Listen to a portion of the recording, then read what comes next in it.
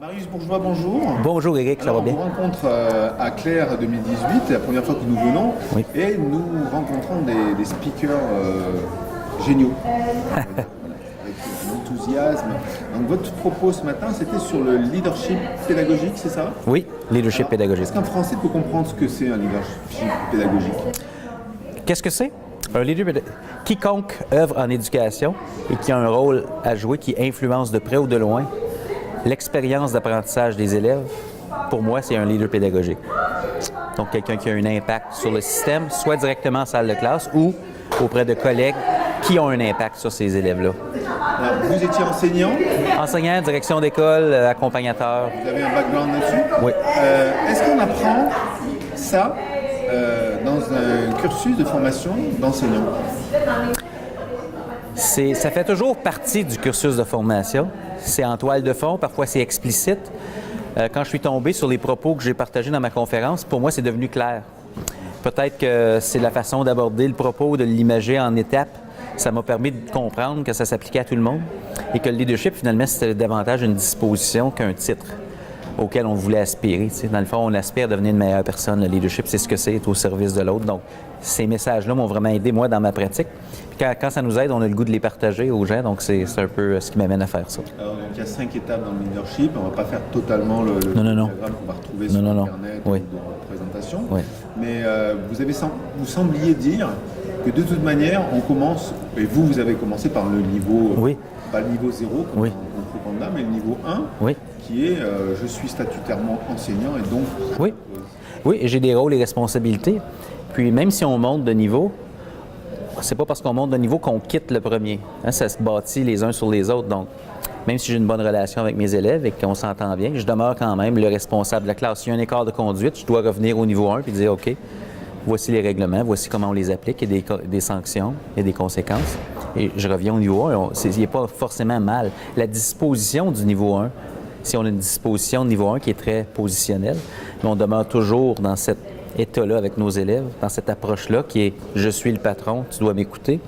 La relation est difficile à développer et l'influence et l'impact sur le développement de l'élève est difficile quand on se positionne comme ça face à l'élève. C'est un peu ça l'essence de ce message-là. C'est qu'en gros, vous n'allez pas à l'optimum de ce que vous pourriez faire. Non.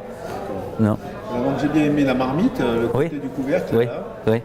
Ça, très peu de gens ont compris ça quelque part, Oui. le côté on s'arrête à son niveau et Oui. puis pour aller amener ses élèves plus haut, il faut soi-même arriver. Alors est-ce que c'est simple pour un enseignant ou même pour un professionnel? En général, c'est des choses qui s'adaptent à tout le monde, mais dans l'enseignement également, surtout que l'objet de production, l'élève, le savoir de l'élève et son confort et autres. Oui. Est-ce que c'est simple? C'est simple quand on en est conscient, mais ce n'est pas facile. Simple à expliquer, pas facile à actualiser. Parce que l'idée du couvercle, c'est de toujours être conscient que nos propres limites professionnelles et personnelles limitent ceux dont nous sommes responsables. Donc, c'est de se présenter de cette façon-là. Tu sais, si on prend l'avion, on va dans une destination soleil, puis on prend l'avion, on nous explique dans les mesures de sécurité que s'il y a une panne, il y a le masque d'oxygène qui va tomber. On doit porter notre masque avant de placer le masque à côté. Donc, c'est l'idée qu'on ne peut pas donner à l'élève ce qu'on n'a pas. Donc, il faut prendre soin de nous-mêmes d'abord. C'est un peu ça le message du couvercle. C'est pas pour s'auto-flageller, on peut toujours faire mieux, mais c'est d'être conscient que si je m'améliore, mes élèves vont s'améliorer. Donc, c'est simple, mais c'est pas simple. Alors pareil, une analogie avec la vidéo de la petite fille qui descend la grande. Oui, les émotions. Toujours ce côté, donc l'émotion, et puis, il faut tenter les choses. En gros, votre message, c'est pas simple, ça se fait pas en une fois. Oui. Pas de claquer des doigts. C'est essai-erreur, on y arrive progressivement, mais il faut se jeter. Oui. Et ça, est-ce que c'est facile pour les enseignants aujourd'hui? Est-ce que vous rencontrez, vous faites beaucoup de conférences, Oui. vous rencontrez plein d'enseignants, je suppose, qui viennent vous voir après la conférence, moi, Oui. j'y arrive pas, moi, Est-ce que vous avez une statistique sur que globalement, est-ce qu'il y a peu d'enseignants qui ont peur d'y aller? C'est une bonne question. Je n'ai pas de statistiques. Je dirais que tout le monde, c'est variable. Hein? Mais je pense que tout le monde a un trac ou une nervosité. Je pense que plus on souhaite la réussite de nos élèves, plus ce qu'on fait en classe, on veut que ça fonctionne maintenant. Donc, Donc, quand on amène une nouvelle pratique, on peut avoir le trac, on peut avoir peur d'échouer, on peut avoir peur pour toutes sortes de raisons. Et le temps d'attente ou le temps d'inertie avant de passer à l'action varie en fonction de ces émotions-là qui se passent à l'intérieur de nous. Donc, c'est variable, je vous dirais. Mais je pense qu'il n'y a personne qui est totalement toujours à l'aise d'essayer des nouvelles choses. Mais je pense que plus on le fait, plus on apprivoise le processus essai-erreur, plus on devient confortable dans cet inconfort-là qui vient avec se lancer dans des nouvelles pratiques. Alors, on ne va pas refaire toute la conférence, mais il y a des slides qui m'ont retenu l'attention. Ouais. Il y en a donc l'expérience avec votre fille Oui. et le vélo et les priorités dans l'éducation, les échelons Oui. que vous avez présentés en parallèle entre ce que vous faisiez en classe. Oui. Alors, je ne sais pas si c'est un exemple fortuné inventé, mais quelque part peut-être certainement une réalité. Oui. Entre cet échelon-là et celui que vous donniez à l'éducation de votre enfant pour faire du vélo ou pour d'autres choses. Oui. C'est quand même un paradoxe pour un enseignant, plus souvent Oui. parent la plupart du temps. Hein. Oui, oui, oui. Comment ça se fait qu'on arrive quelque part à faire la séparation entre ce monde professionnel et les techniques qui sont apprises qui n'ont rien à voir avec ce qu'on demanderait Je ne sais pas s'il manque quelque chose, c'est que le système d'éducation, quand on l'étudie, puis les experts pourraient en parler, moi je suis un membre du système, donc je n'ai pas créé ça, mais les chercheurs et tout ça, je pense par exemple à Sugata Mitra, qui fait des recherches et qui présente des faits intéressants, c'est que le système d'éducation, est-ce qu'il a été conçu pour l'apprentissage, quand on y pense?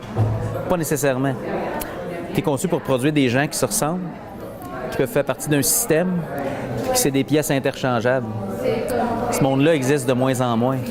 Donc, si on veut faire la place à l'apprentissage, il faut regarder comment on se comporte avec nos enfants et dire, OK, est-ce qu'on peut faire une place à ça dans le système actuel?